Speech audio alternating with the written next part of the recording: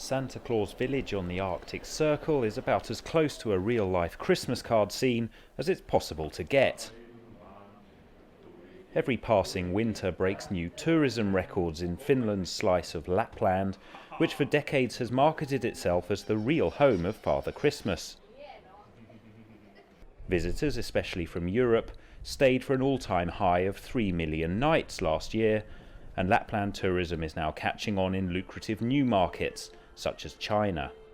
We see big differences in what activities the different customer groups like to do here. Dog sledding and longer hikes are popular with French visitors, for example. British travelers are especially interested in snowmobiles, and the Asian tourists are most keen on seeing the northern lights.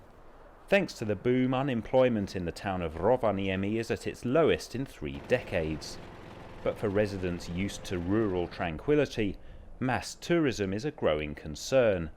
Many complain of disruption and mess left behind by the thousands of visitors. Lapland's indigenous reindeer herding Sami community accuses the tourist industry of spreading offensive stereotypes of witches and shamans and profiting at the expense of their ancient culture. Plus, there's the heavy emissions cost of flying to the Arctic, an area scientists say is heating up twice as fast as the global average. We are very dependent on flight traffic. So we are trying to communicate tourists that they would compensate their flight when they come to Lapland and also use the local services, use the local products.